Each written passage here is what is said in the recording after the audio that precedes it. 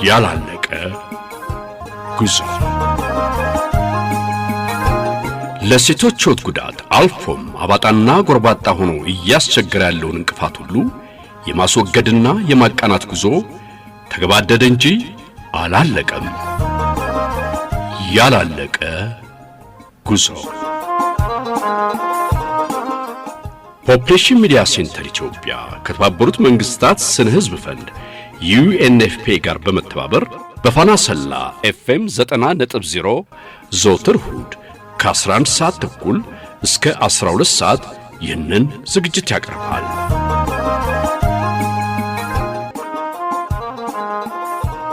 ያላለቀ ጉዞ ያላለቀ ጉዞ ለሴቶች ሕይወት ጉዳት አልፎም አባጣና ጎርባጣ ሆኖ እያስቸገረ ያለውን እንቅፋት ሁሉ የማስወገድና የማቃናት ጉዞ ተገባደደ እንጂ አላለቀም። ያላለቀ ጉዞ ፖፑሌሽን ሚዲያ ሴንተር ኢትዮጵያ ከተባበሩት መንግስታት ስነ ህዝብ ፈንድ UNFP ጋር በመተባበር በፋና ሰላ FM 90.0 ዘወትር እሁድ ከ11 ሰዓት ተኩል እስከ 12 ሰዓት ይህንን ዝግጅት ያቀርባል።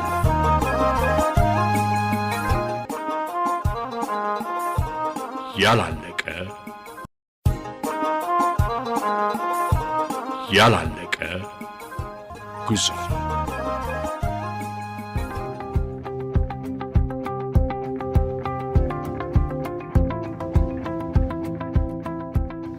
የሷ እህት ብቻ ናት ወይ ተጠልፋ የምትሄደው? አጠቃላይ የማረቆ ብሔረሰብ የሚጋባው የጋብቻ አንዱ አይነት ጠለፋ አይደለም ወይ ሲባል ነበር የነበረውና አሁን የተማርን ትምህርት በጣም ገንቢ ነው፣ አስደሳች ነው። ያስገድዶ በጠለፋ ጉዳይ ሽማግሌ እንዳይገባ ብለን አቆመናል። ገና ካሁኑ ለሰርጉ መዘጋጀት ጀመረ ነው እንዴ? በኋላ ሰርገኛ መጣ ከማለት አይሻልም? አንድ ፈረሱላ የሚበቃ አይመስለኝም።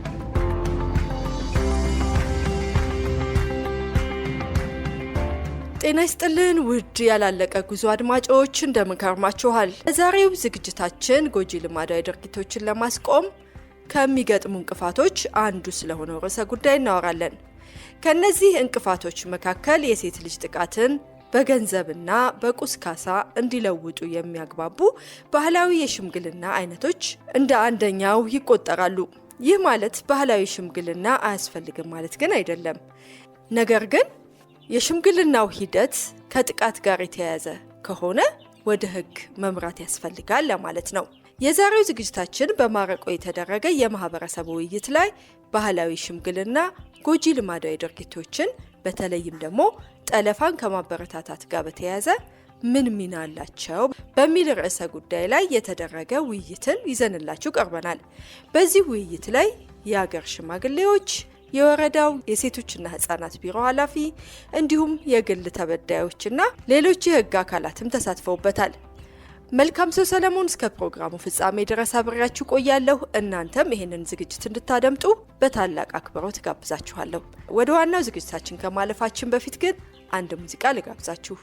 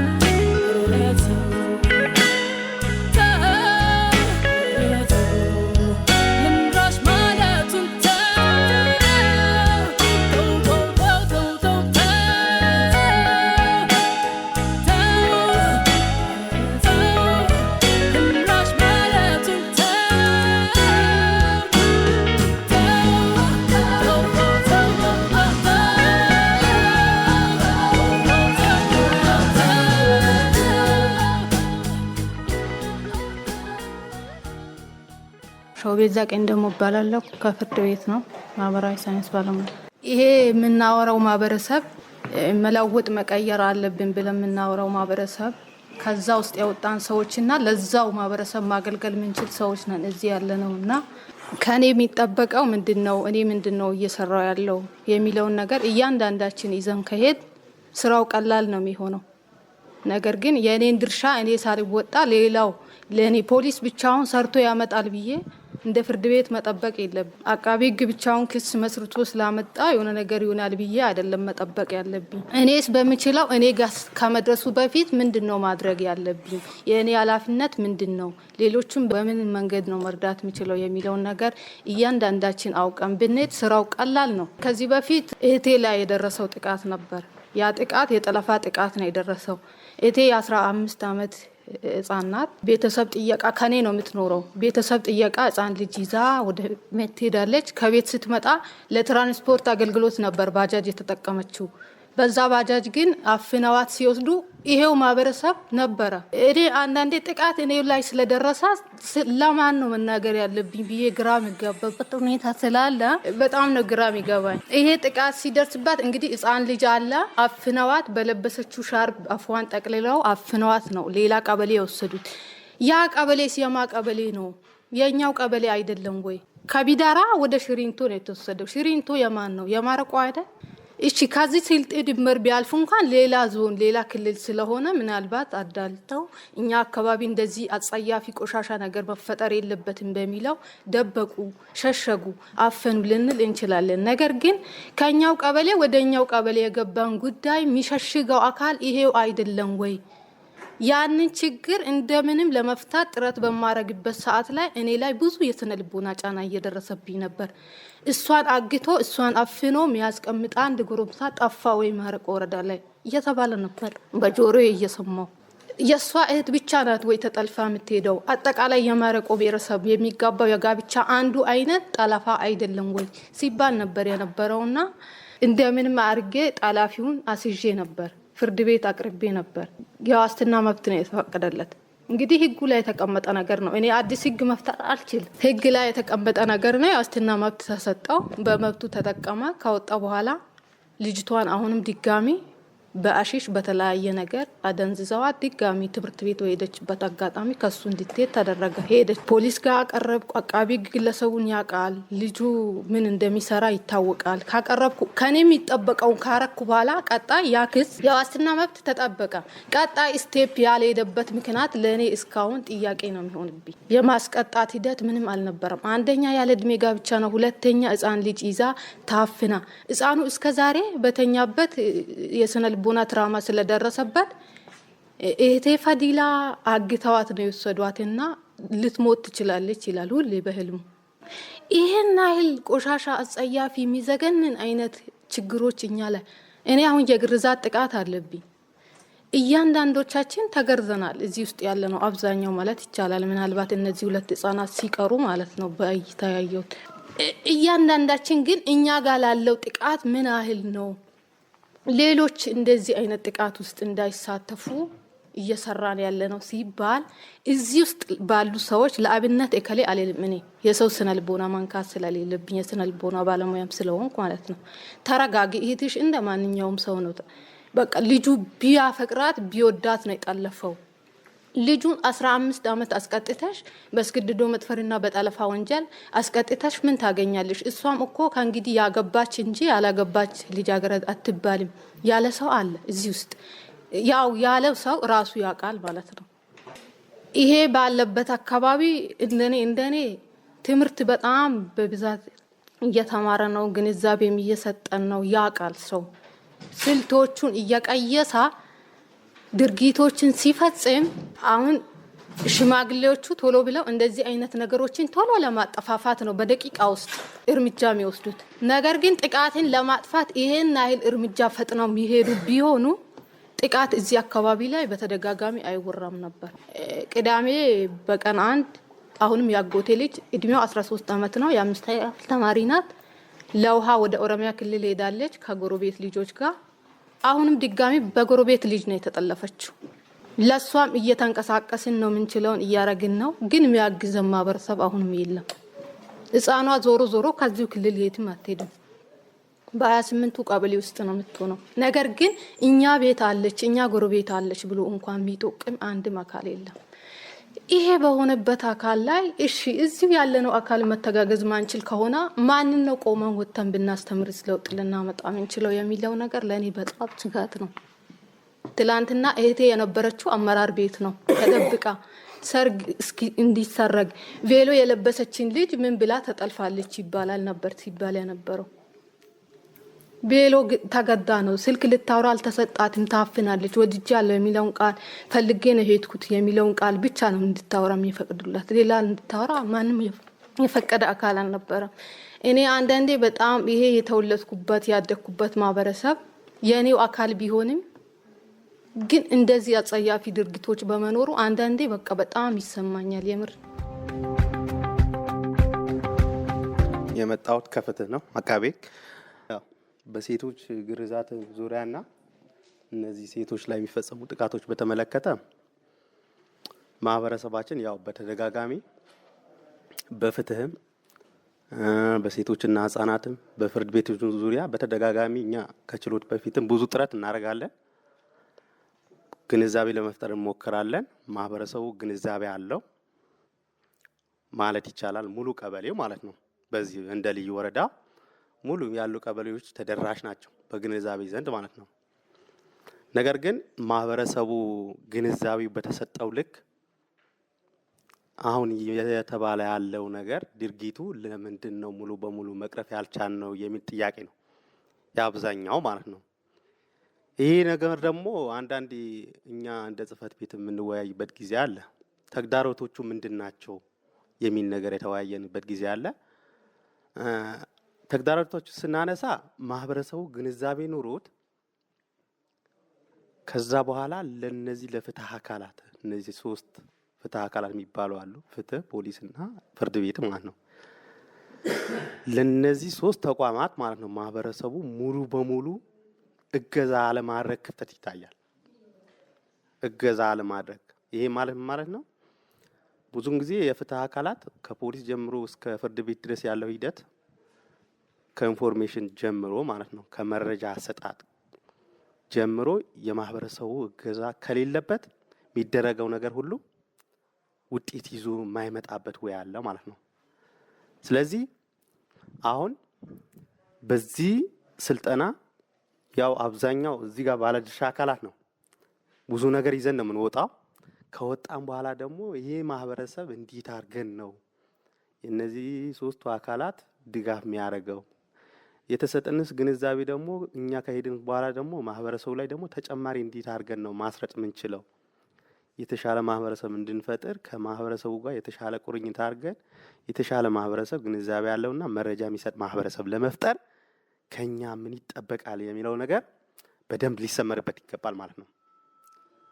እንደ ምሳሌ ማለሳው ለምሳሌ እኔ አሁን ያው ትንሽ ሰዓት በላት በሉኝና አሁን መረጃ እኛ ስንቀበል ይላ አሁን ወላጆች ጋር ያለው ትልቁ ጋፕ መስራት ያለብን ነገር አሁን ሴት ልጅ 15 ዓመት 18 ዓመት ሳይሞላት ጋብቻ ፈጽማለች ብለው እውነት ለማውራት እኛ ጋር የሚመጡት ዲፕሊ እስከ ቀበሌም ድረስ ያጣራሁት ነገር ነው።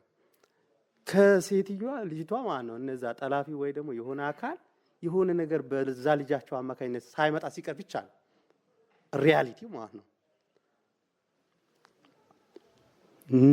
ነገር ግን መሆን ያለበት በቃ ሴት ልጅ እድሜዋ 18 ዓመት አልሞላትም ልጄ 18 ዓመት ካልሞላት ማግባት የለባትም የሚል ወላጅ መፈጠር አለበት ነው በኔ እይታ። ስለዚህ ይሄ ላይ እኛ ባለድርሻ አካላት ማስረጥ አለብን። ገባ ብለን መጀመሪያ ግንዛቤ ልንፈጥር ይገባል ነው። ይሄ ነገር ሊቀርፍ የሚገባው መጀመሪያ ባለድርሻ አካላት እነዚህ ማህበረሰብ ቀርበን ያው አብዛኞቻቸው ወላጆቻችን ናቸው። እዚህ ያለን አካል አሁን ከዚህ ስንወጣ እንደዚህ ጥቃት ተፈጸመ ምናምን ይባሉት ወደ ገጠር ሲኬድ አባት እናት የኛ ወላጆች ስለሆኑ እነዚህ ወላጆች መጀመሪያ ሴት ልጅ መገረዝ የለባትም፣ ሴት ልጅ መጠለፍ የለባትም፣ ሴት ልጅ መደፈር የለባትም፣ ሴት ልጅ እድሜዋ ሳይደርስ ማግባት የለባትም የሚል ወላጅ መፈጠር አለበት ነው በየቤቱ ማለት ነው። ስለዚህ ይሄ ነገር ከተፈጠረ ያስተሳሰብ ካለ ሴት ልጅ እድሜዋ ሳይሞላ ስታገባ እንዴት እድሜዋ ሳይሞላ አገባ የሚል ወላጅ ይፈጠራል ማለት ነው። ነገር ግን በተቃራኒው ደግሞ እድሜዋ 10ም 15ም ሆነ ነገር ግን ያ አካል ሰንበዲ የወሰደው አካል ለነዛ ቤተሰብ በፈለጉት ልክ ትሪት ካረጋ ሪሊ ኢንፎርሜሽኑ አይወጣ መሯሯጥም አይኖርም። ስለዚህ ሁላችንም ከዚህ እኔ በጣም እየታዘብኩ ያለው ነገር ነው። በአሁን ሰዓት እየገጠመ ያለ ነገር ስለሆነ በተለይ ሴቶችና ህፃናት ፖሊስና አቃቤ ህግ ፍርድ ቤቶች ጋር እገዛ ያስፈልጋል። ማህበረሰቡ እና ሌላም ደጋፊ አካላት ማድረግ ያለበት ነገር ወላጆች እነዚህ ጎጂ የሚባሉ ድርጊቶች ለሴት ልጅ አላስፈላጊ ናቸው፣ ሴቶቻችንን ይጎዳል የሚሉ ወላጆች መጀመሪያ ሊፈጠሩ ይገባል ነው። ይህን ጥቃት ለማስቆም ጅምር ላይ ይሄ ማህበረሰብ ይሄ ወላጅ በዚህ ማመን አለበት። ልጅቷን በዚህ ልክ ከሆነች ትጎዳብኛለች፣ ትሞትብኛለች፣ እድሜዋ ካልደረሰ ደግሞ ለትዳር ብቁ አትሆንም፣ ከሷም ትዳሩን ደግሞ ይፈርሳል። መጨረሻ በዛ ትዳር የተፈራ ነገር ሲፈርስ ያው ዞሮ በርደኑ ወደኛም ይመጣል የሚል ማህበረሰብ ልንፈጥር ይገባል የሚል ነገር ነው። ስለተሰጠኝ እድል እናመሰግናለን። ለነዚህ ልጆች መድረስ መቻል አለብን።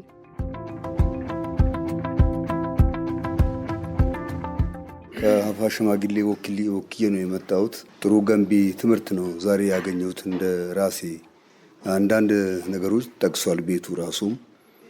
ምንድነው የሴቶች ጫና እንዳለ እናውቃለን። በተለይ ሴት ልጆች ላይ ከግርዛት ብቻ ሳይሆንም ይሄ ያስገድዶ ጠለፋን በተመለከተ ሽማግሌ እንዳይሄድ ነው ያቆም ነው የሀፋ ሽማግሌ አስገድዶ ጠለፋ። ግን ጠለፋው ወዴት ዞሯል? ፍቅር በሚል ሁኔታ ፍቅር ብሎ ወስዷትም ያለ መግባባትም እያለ ነው። በአሁኑ ሰዓት ሽማግሌ የሀፋ ከአገር ሰላምም አብዛኛው ጊዜ በሴት ልጆች ጉዳይ ነው እስከዛሬ ምን እናገረው። ሴት ልጆች ላይ ብዙ ጫናዎች ይደርሳሉ። አሁን ሴት ልጆች ለኔ አብዛኛው ከወንዶች ሴቶች ነው የሚበዙልን እኛ ራሴ። ስለዚህ አሁን የተማርን ትምህርት በጣም ገንቢ ነው፣ አስደሳች ነው። ዛሬ በትምህርት ቤት በእውቀት ሆኖ ነው ወሰለም በሚል ይሄ ራሱ ነው ስታፈቅር ምን እንዳለ ቤተሰቦቹ አውቀው የማ ወገን ነው የማ ዘመን ነው ብለ ካልሄደች በስተቀር ያ ራሱ በአስገድዶ ጠለፋ ዙር ነው የምታየው በሚል ወደ ሽምግልና እንዳትገቡ የሚል ነገር ነው ከሀፋ ከሽማግሌዎች የተዋየ ነው። ይሄ በጣም አስደሳች ነው።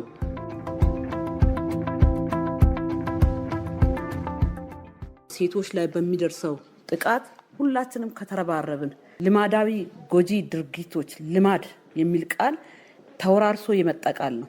ያንን ልማዳዊ ጎጂ ድርጊቶችን የሚፈጽመውን አካል ሁላችንም ተረባርበን ሁላችንም ተጋግዘን ማውገዝ ወይም ከዛን አካባቢ ላይ ያ ሰው ልማዳዊ ድርጊቶች እንዲከሰቱ በተደጋጋሚ እንዲከሰቱ የሚያደርገውን አካል እኛ ማውገዝ ካልቻል መቃወም ካልቻል በሃይማኖት ሊሆን ይችላል፣ በሚያመልከው እምነት ሊሆን ይችላል፣ በአካባቢ ሽማግሌ ሊሆን ይችላል፣ በእድር ሊሆን ይችላል፣ በማህበራዊ ግንኙነት አለ።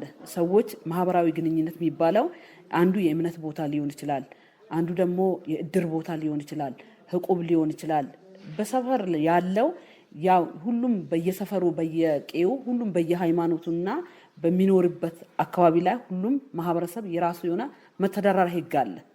በዛ መተዳደሪያ ህግ እኛም እንደ ሴት ይሄንን ነገር ጣልቃ ገብቶ ማህበረሰቡ ተምሮ ይሄ ጎጂ ልማዳዊ ድርጊቶችን እየፈጠረ ያለውን ሰው ማህበረሰቡ ውስጥ ላይ ተምሮ ቢሆን እውቀት አግኝቶ ቢሆን እናቶች፣ አባቶች፣ ህፃናቶች እንደገና ደግሞ ወጣቶችም ይሄንን ነገር ልማድ አድርገው እንዲቀጥሉ የሚያደርጉትን ማህበረሰብን ማውገዝ የምንችልበትን አሁን እኛ እንደ ማረቆ ወረዳ ቢሮ በቀበሌዎች ውስጥ ላይ ማህበራቶች አሉ፣ የኛ የራሳችን ተቋማቶች አሉ፣ የሊግ ተጠሪዎች አሉ፣ የምናስተምራቸው እናቶች አሉ። በዛ ቦታ ላይ እናስተምራለን።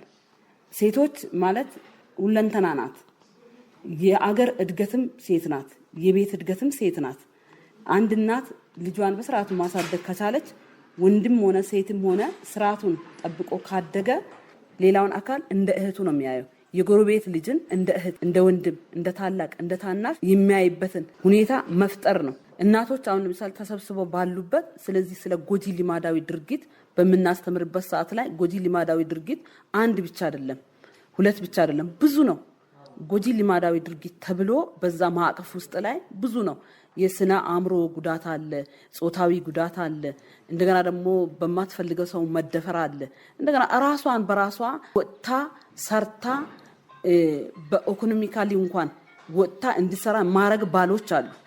የራሷ የሆነ ንብረት እንድትፈጥር ማረጋን ያም አንዱ ጉዳት ነው። የስነ አእምሮ ጉዳት ነው። ያንን ነገር ሁላ እኛ ራሳችን እንደ ቀበሌ በምንወጣበት ሰዓት ላይ ሴቶችን ስናደራጅ ሴቶችን ስናስተምር ብዙ ነገሮችን እናስተምራለን። አሁን ደግሞ የታዘበት አቅጣጫዎች አሉ። አሁን ቅድም ሲነሳ ነበረ ጠለፋዎች እድሜን ያላማከለ የ13 ዓመት የ14 ዓመት በማታቀው ሰው ማን ነው ከለሩን እንኳን በማታቀው ሰው መጠለፍ አለ፣ መደፈር አለ።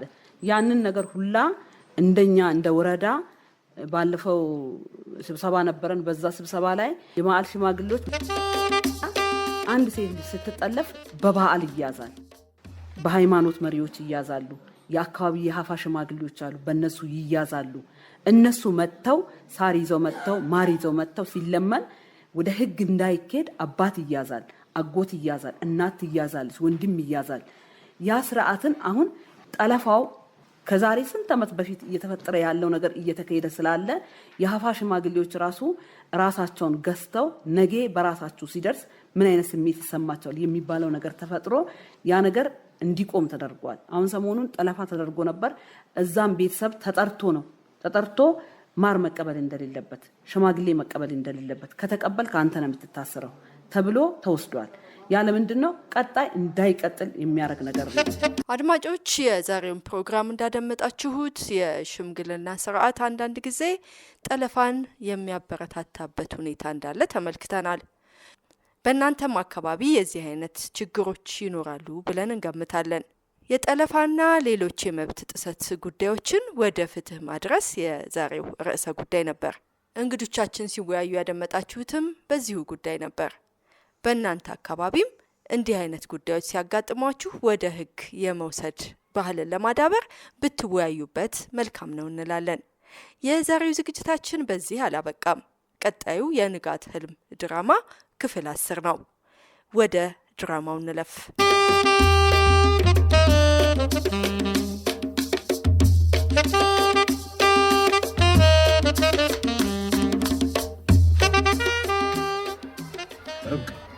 ለምን እንደዚህ ታደርጊያለሽ?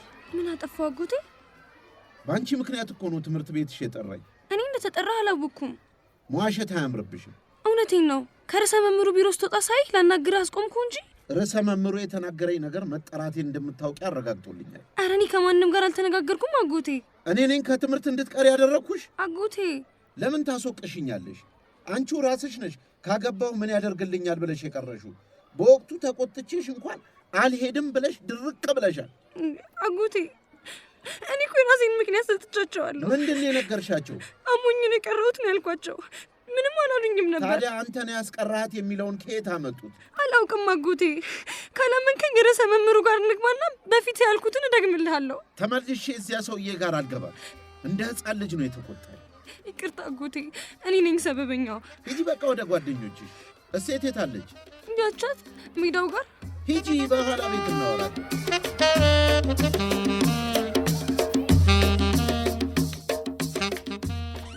ቤቶች እንዴት አረፈዳችሁ?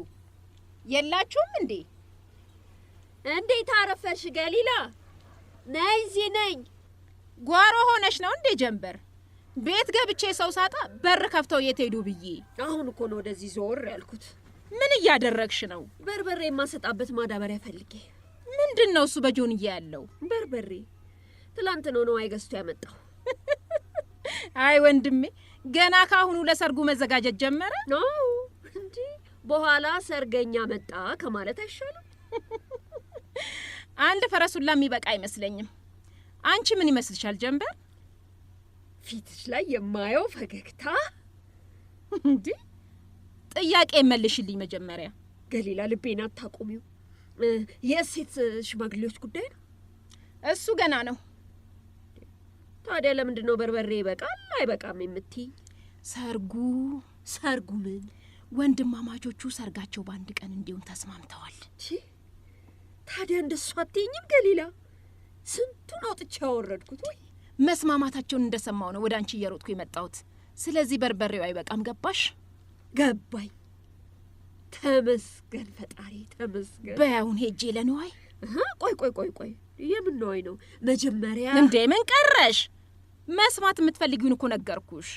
ለሴት የሚላኩት ሽማግሌዎች እሱማ ገና ነው። ቀኑን ቀድሞ ማሳወቃቸው አይቀርም። ምናልባት የሰርጉ ቀን ትንሽ ገፋ ሊደረግ ይችላል። ገሊላ ባለፈው የተነጋገርነውስ እኔ ጨንቆኛል እኮ። በእኔ ጣዩ አሁን ነው አይጋ የሚሄደው። ስለ ሁሉም ነገር ልነግረው ነው። ግን እኮ ከዚህ በፊት የሴትን አለመገረዝ አንስቼ አስብበት ብየው ነበር። ምንም መልስ አልሰጠኝም። መች ነው የነገርሽው? ለርብቃ ሽማግሌ ሊላክ ነው የተባለ ሰሞን። መልሶ እንኳን ስለ ጉዳዩ አላነሳም። እንዴ አሁን ግን የቁርጡ ቀን መጥቷል። በግዱ ያስብበታል።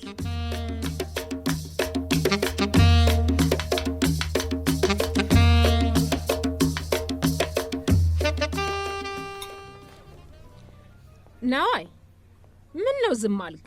እንጃ ገሊላ፣ ስሜቴ ድብልቅልቅ አለብኝ። ደስታ ነው ሐዘን? ርብቃንም ሴትንም በአንድ ጊዜ እንደማጣቸው ሳስብ በል ልጆቹ ላይ አታሟርትባቸው። በወግ ተድሮ የሚወጡ ልጆችን ላጣቸው ነው አይባልም። ደስ ብሎኛል እኮ ግን አይ እንግዲህ በቃ ደግሞ ልታለቅስ ነው እንዴ? ደስታም እኮ ያስለቅሳል። ልክ ነሱማ። አሁን ካንተ የሚጠበቅ